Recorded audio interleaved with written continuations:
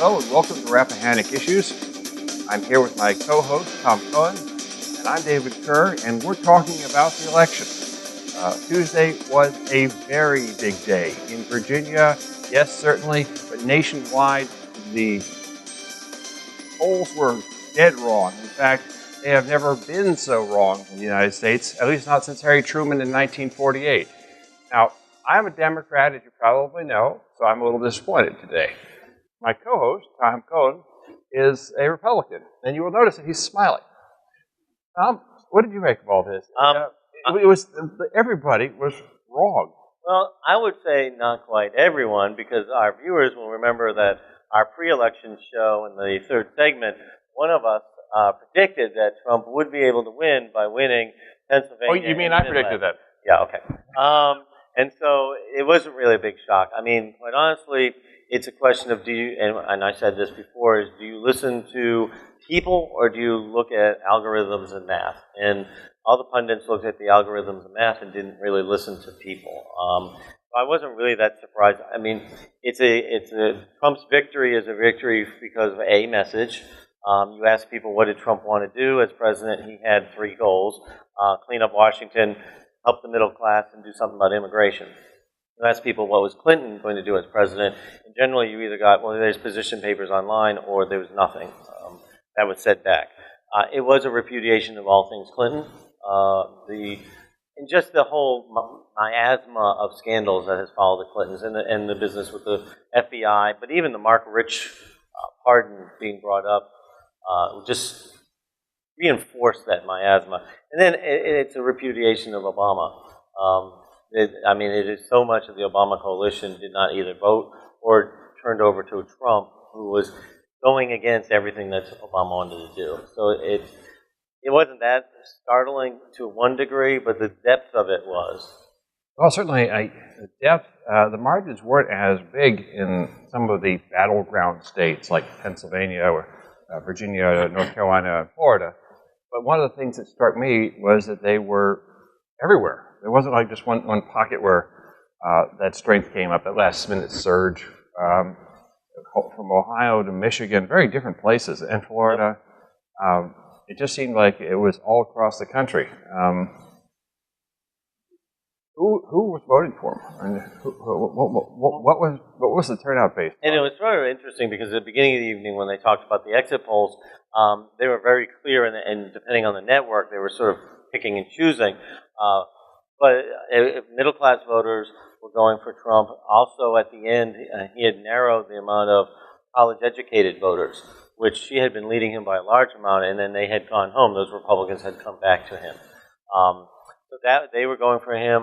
What I said before the election was, when Ohio was always looking so strong for him, was you take middle class, you take coal, you take fracking, you add that together, and that's why I thought Pennsylvania would ultimately go, because that's a large chunk of Pennsylvania. And you look at the western part of Pennsylvania, normally Democrats have sort of a sandwich. They get the two ends, the Republicans get the middle.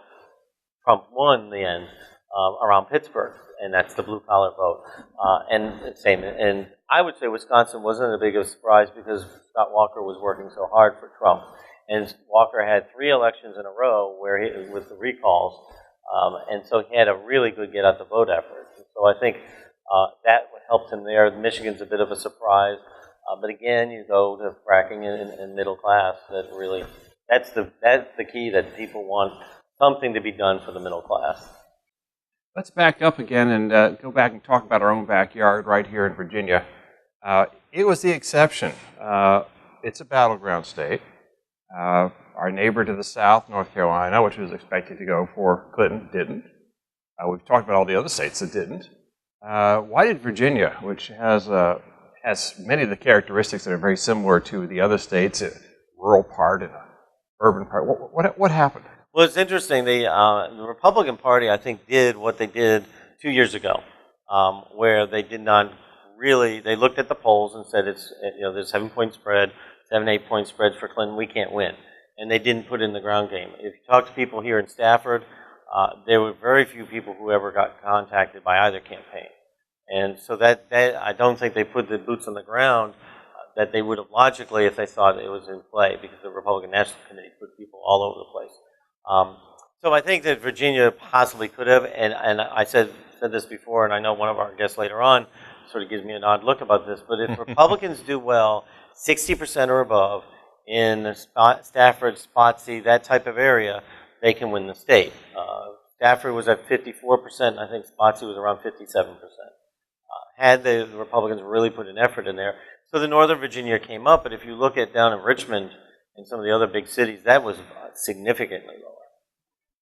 So it's still the sort of fortress Northern Virginia which keeps the Democrats in power. You do think that there would be we're getting a little off topic of the presidential contest, but do you think we've had one of Cuccinelli and we had Gillespie, and now this election, do you think that the National Party might take a hint that with these close margins, putting a little money into Virginia at these special elections, a Senate race, a governorship, and now a presidential might be worth the effort? Well, and Comstock won handily up in the 10th district. I mean, I think it was 55-45. So Republicans can win in Northern Virginia if they put the effort, and I would think Gillespie has a really good shot at winning for governor next year, and then maybe Tom Davis or somebody for Senate against Kane in 2 years from now. We're going to have two guests to follow. One will be Dr. Stephen Farnsworth from Mary Washington University, and the other will be Dr. Deirdre Condit from Virginia Commonwealth University. We still have a moment, and I'd like to ask Thomas one closing question. How do you think Donald Trump's going to govern?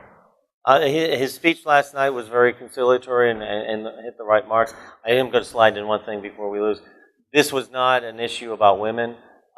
This was not a repudiation against Clinton because she was a woman. It was a repudiation of Washington and the status quo. It was a changed election. And there'll be a lot of people who say this was a sexist vote. And when you talk to people, they were not voting on gender. They were voting on issues. So you don't see that as a factor? A lot of he will be moving away from that image? I think logically he will move away from that. He handled himself for the last 2 weeks of the campaign. He was on message. He was focused. And last night he made a really good speech, or early this morning. I would think that he will tack a little bit, come in to do things, but he's not going to be as in your face. Well, no, you please don't tack away from your TV channel and stay with us. We have two very interesting guests, chairman of the Political Science Department at two major universities, coming up next for the program, so stay tuned.